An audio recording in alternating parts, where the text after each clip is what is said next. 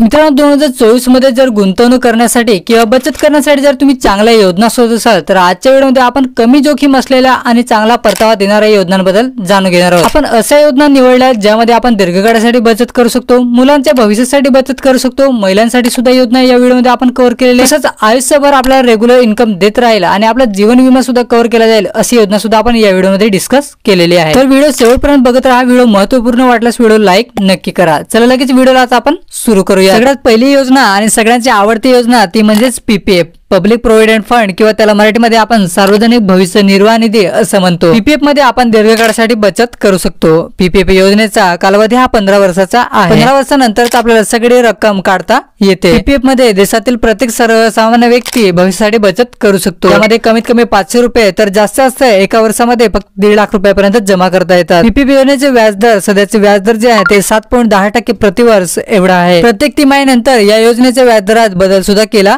जाऊ शकतो। एखाद्या वेळेस कॉन्स्टंट राहील तर एका वेळेस या योजनेच्या व्याजदरात बदल सुद्धा केला जाऊ शकतो। जर आपल्याला दीर्घकाळासाठी बचत करायची असल्यास हा पर्याय आपल्यासाठी उत्तम ठरू शकतो। आता वळूया आपण दुसऱ्या योजनेकडे। दुसरी योजना आहे ती म्हणजे सुकन्या समृद्धी अकाउंट। मुलीच्या भविष्यासाठी जर बचत करायची असेल तर सुकन्या समृद्धी योजना उत्तम आहे। सुकन्या समृद्धी योजनेचा कालावधी हा खाते उघडण्यापासून 21 वर्षाचा आहे। सुकन्या समृद्धी योजनेमध्ये 10 वर्षाखालील मुलीच्या नावाने अकाउंट उघडता येते। या योजनेमध्ये कमीत कमी आपण 250 रुपये तर जास्त एका वर्षामध्ये 1.5 लाख रुपयापर्यंत जमा करू शकतो। सुकन्या समृद्धी खाते पोस्ट ऑफिस किंवा सरकारी बँकांमध्ये तर काही प्रायव्हेट बँकांमध्ये आपल्याला उघडता येतं। परिपक्वता कालावधीपूर्वी जर आपल्याला रक्कम काढायची असेल तर मुलीच्या शिक्षणासाठी, मुलीच्या लग्नासाठी किंवा जीवघेणा आजार झाल्यास आपण काही रक्कम विड्रॉ करू शकतो। सुकन्या समृद्धी योजनेचे व्याजदर सर्वात जास्त आहे। बचत योजनांमध्ये या योजनेचे व्याजदर सर्वात जास्त आहे। सध्याचे व्याजदर जे आहे ते 8.2% प्रतिवर्ष एवढा आहे। प्रत्येक तिमाहीनंतर या योजनेच्या व्याजदरात बदल सुद्धा केला जाऊ शकतो। सुकन्या समृद्धी खाते एका पोस्ट ऑफिस मधून दुसऱ्या पोस्ट ऑफिस मध्ये तर एका बँकेतून दुसऱ्या बँक मध्ये सुद्धा ट्रान्सफर करता येते। आता पुढची योजना आहे ती म्हणजे LIC ची जीवन उत्सव योजना। ही आता नुकताच काही महिन्यांपूर्वी लॉन्च केलेली आहे। या योजनेमध्ये आपण रेग्युलर इन्कम मिळवू शकतो। या योजनेची पात्रता आहे ती कमीत कमी 90 दिवस तर जास्त 65 वर्षाची व्यक्ती ही पॉलिसी खरेदी करू शकते। या योजनेमध्ये कमीत कमी आपल्याला 5 लाख रुपयाचा विमा तर जास्त किती रुपयाचा विमा खरेदी करू शकतो। प्रीमियम भरण्याचा कालावधी कमीत कमी 5 वर्ष आहे तर जास्त 16 वर्षाचा कालावधी आपण ठेवू शकतो। या पॉलिसीमधून आपल्याला आयुष्यभर उत्पन्न मिळत राहणार आहे। विमा रकमेचा 10% रक्कम आपल्याला प्रतिवर्ष मिळत जाणार आहे। तसंच या योजनेमध्ये आपला आयुष्यभर जीवन विमा सुद्धा कव्हर केला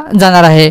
जर या योजनेमध्ये आपल्याला अधिक माहिती जाणून घ्यायची असेल तर आपल्या चॅनलवरती पूर्ण व्हिडिओ सुद्धा अपलोड केलेला आहे, तो तुम्ही जाऊन चेकआउट करू शकता। पुढची योजना खास महिलांसाठी। या योजनेचं नाव आहे महिला सन्मान बचत पत्र। महिला सन्मान बचत पत्र मध्ये फक्त महिलाच खातं उघडू शकतात। जर अल्पवयीन मुलगी असेल तर त्यांच्या नावाने आई त्यांची खातं उघडू शकते। 31 मार्च 2025 पर्यंत आपल्याला हे खातं उघडता येईल किंवा त्या अगोदर आपण हे खातं उघडू शकतो। यानंतर ही योजना बंद सुद्धा केली जाऊ शकते किंवा चालू सुद्धा राहील, पण ही योजना फक्त 2 वर्षांसाठी चालू केलेली आहे आणि खास महिलांसाठी चालू केलेली आहे। या योजनेचा कालावधी सुद्धा 2 वर्षाचाच आहे। यामध्ये कमीत कमी आपल्याला 1000 रुपये तर जास्त आपण 2 लाख रुपये जमा करू शकतो। या योजनेचे व्याजदर 7.5% प्रतिवर्ष एवढा आहे। जर आपल्याला महिला सन्मान बचत पत्रामध्ये खातं उघडायचं असेल तर आपण जवळच्या पोस्ट ऑफिस मध्ये जाऊन हे खातं उघडू शकतो। पुढील योजना जी आपल्याला सर्वात जास्त परतावा देते आणि यामध्ये थोडंफार जोखीम सुद्धा आहे ती म्हणजेच SIP, systematic investment plan. SIP म्हणजेच ज्याच्यामध्ये आपण एक फिक्स तारीख ठरवतो आणि एक फिक्स रक्कम ठरवतो।